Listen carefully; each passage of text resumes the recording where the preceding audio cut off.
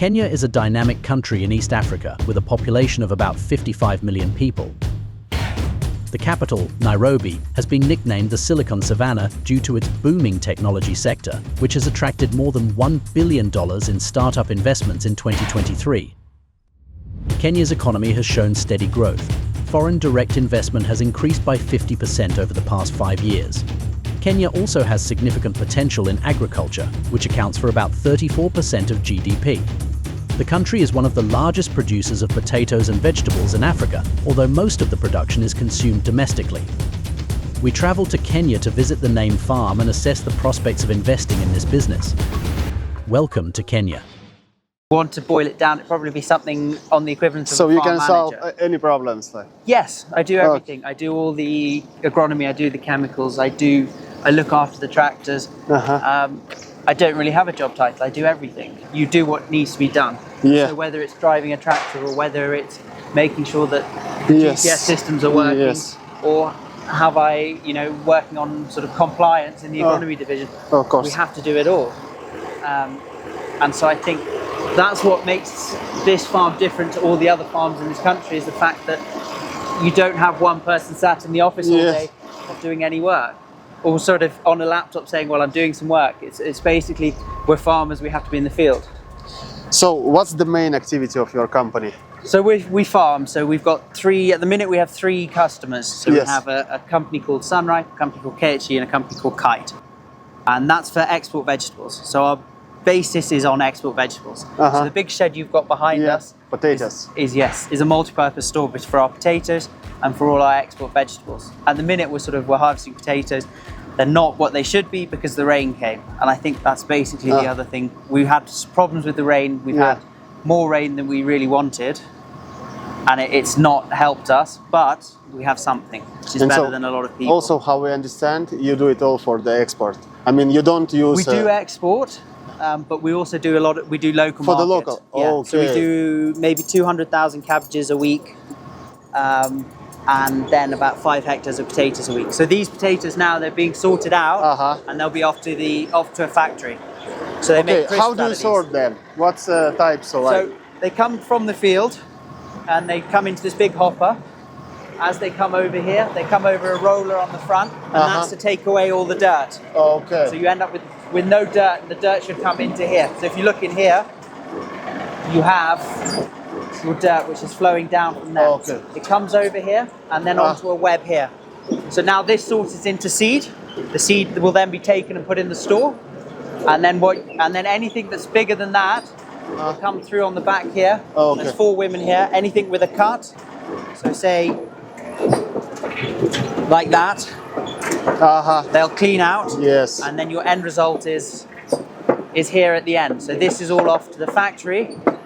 But I guess you also utilize them. Yes. No? So these are to feed maybe. Yeah, well, they're given away to the workers. So everyone here on the line will then pick up whatever they have at the end of the day and be given away. So that's what we do with everything. Whether it's cabbages, whether it's sort of potatoes, they'll always be given away. Once the block's finished, then everyone on the farm has the opportunity to take everything they can out of that block. So it's not as if you're wasting anything. We're trying to... so maximum of utilizing all the products. Yes. So these basically this is what will then go on a lorry to Nairobi and be made into crisps. Nice. So that's what our business is at the minute, is to do this and send off and make them into crisps.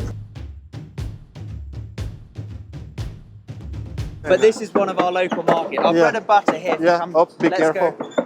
Let's have a wander over there. But if you look, our bread and butter is the export market.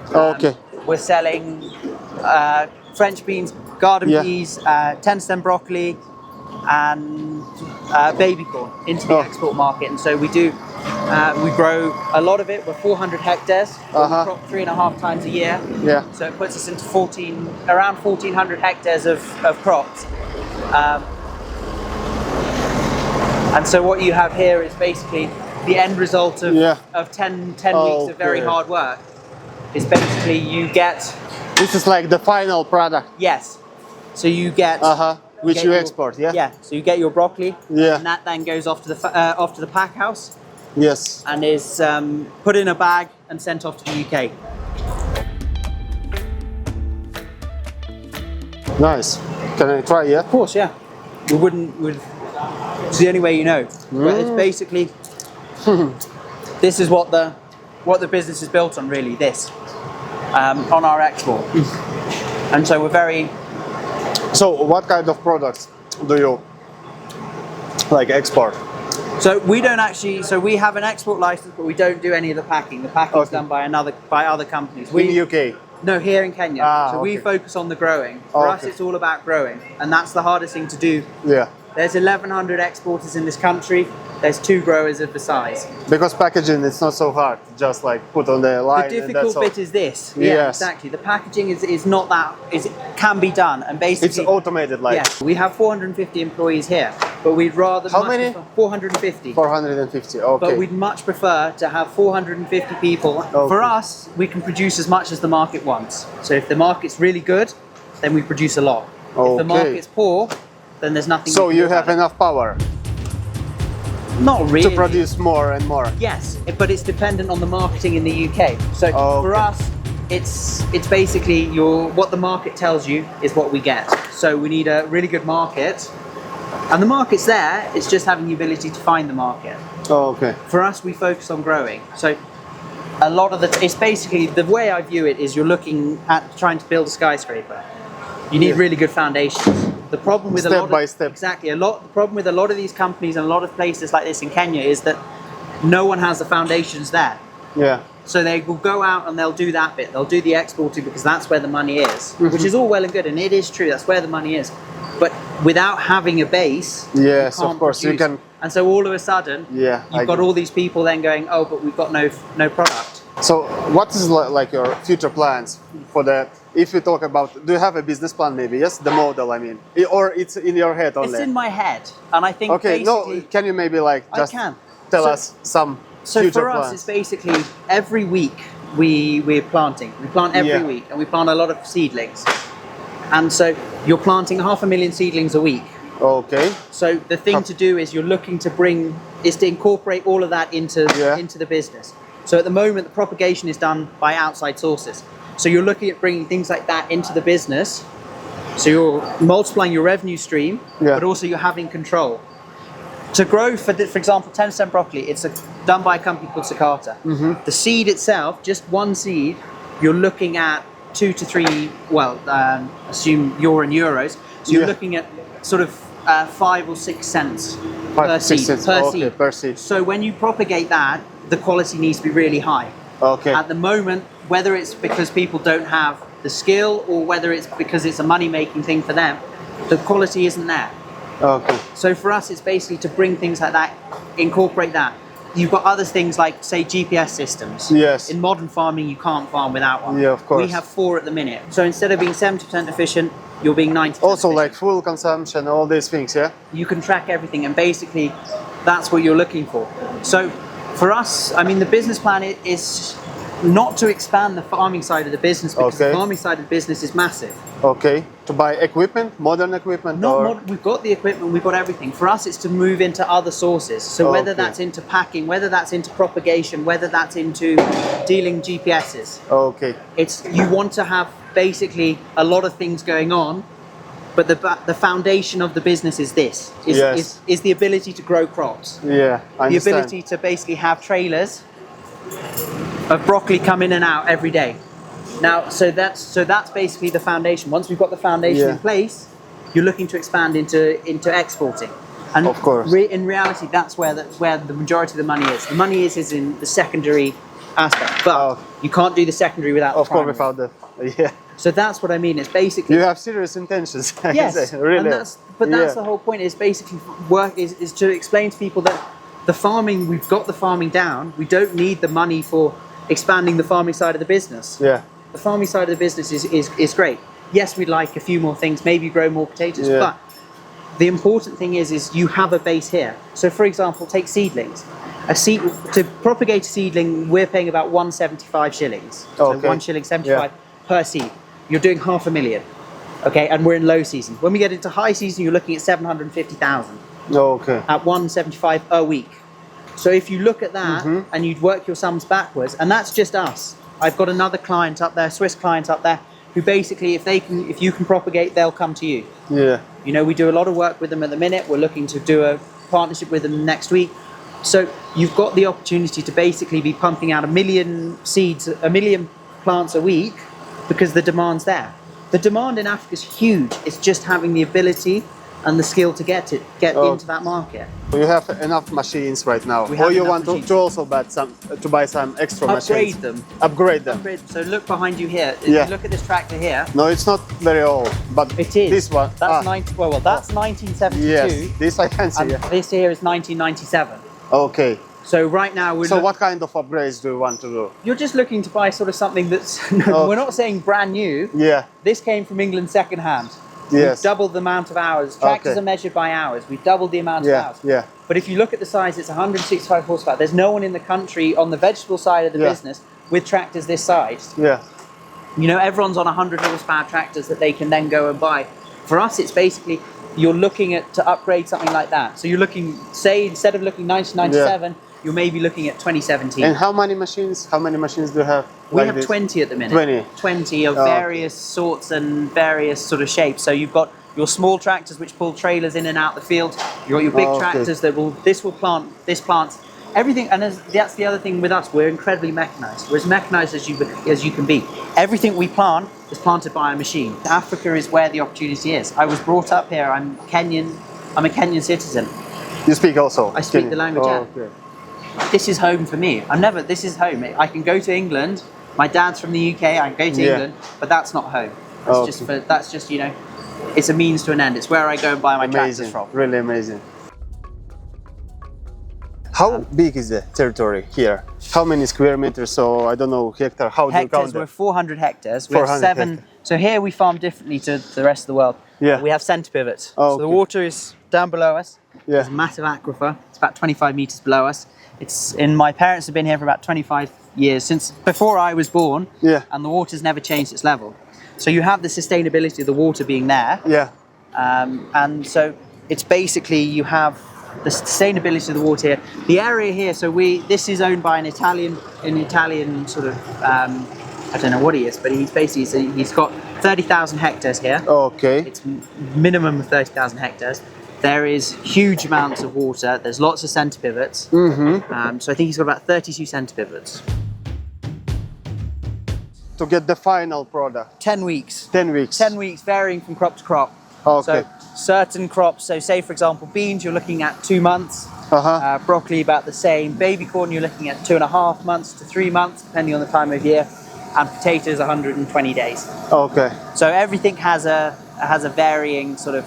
So all he has to do, everything. And when it comes to doing things like cultivating, things like spraying, it's really easy because everything's where it needs to be. So everything matches up the rows, everything, and so you're efficient.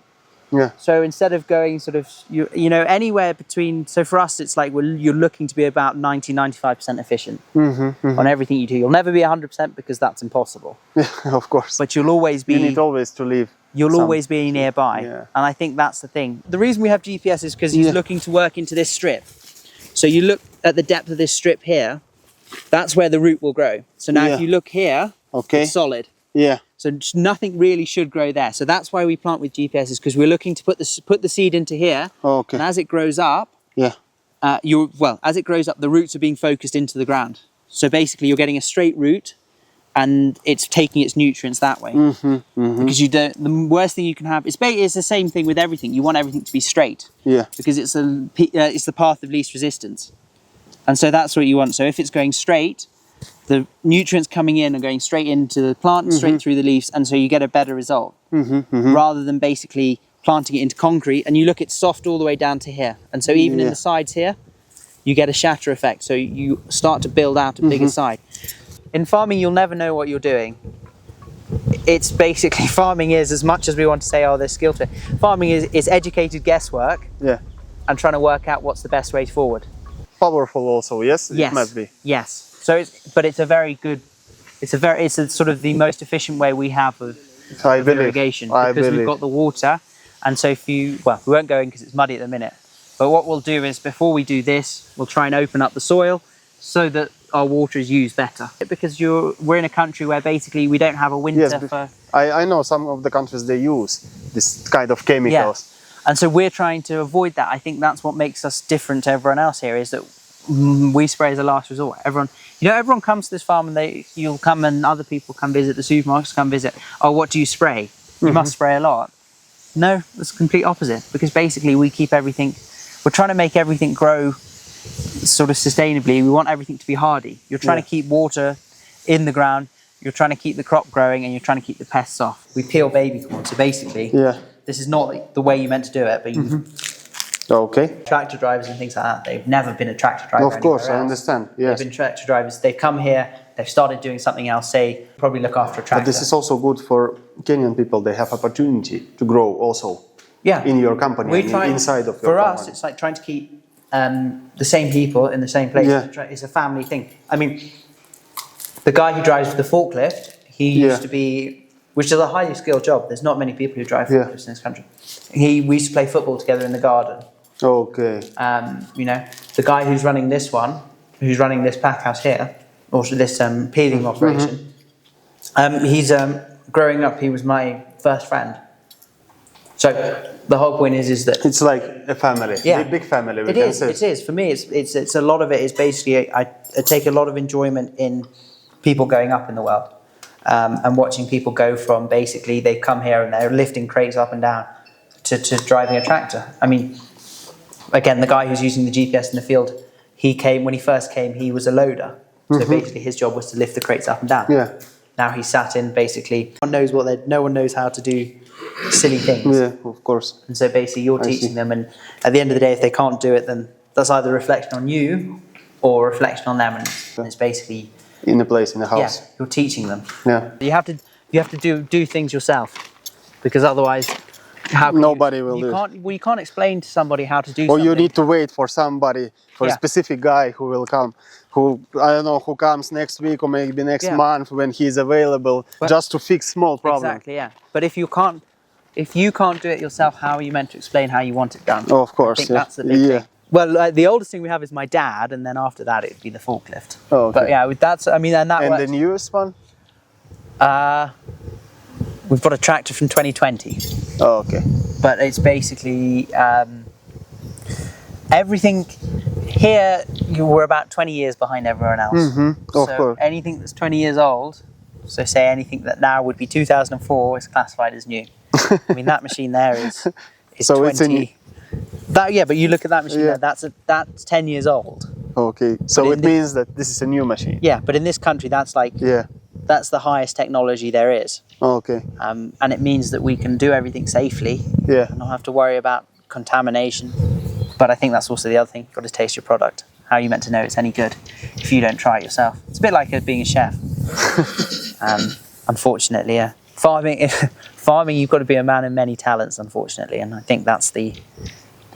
What are you feeling when you are staying and watching on your fields? Pride, really. Because I know there's no one else doing it like this in the country. And I think that's a big thing. My dad's a farmer. My mum was actually a trained vet. But she's probably the hardest working, cleverest person I know. Yeah. If you're lost on what you want to do, you can ask. Yes. You can go out. I mean, my dad's, he's done this since he was my age. He's got another 40 years of experience on me, so I'd be stupid not to ask him. Or my mum. I mean, that's the whole point. You should never be afraid to ask for help. That's also very important thing. I think that's the thing. It's like, I will be wrong. Yeah. And I'll probably be wrong tomorrow and the day after that. But the whole point is that if I'm wrong and I know I'm wrong and I still keep going with it, that's the problem. The same way. So for me, it's very important. Ask for help and spend all your time learning. I think that's what makes us different to everyone else. Is the fact that we can go out and we have these machines and we can make sure that we have 24 tractors running and not 100, not like 1,000 people. On a farm this size, if it was anyone else, they'd probably have triple the amount of people we have. We want to keep it at 450 and we want to make sure that everyone is paid well and everyone is skilled. And I think that's the key of this business. And you've got to keep moving forward and keep being sustainable, because that's the only way you survive. because things aren't easy at the moment. It's not an easy place to farm. Sometimes it is, sometimes it isn't. But I think that's the key of it. And so, yes, I don't really know what else I can say, other than I'm looking forward to going back on my tractor. Great conclusion, Michael. No, thank you very much. Thank you very much. Thank you.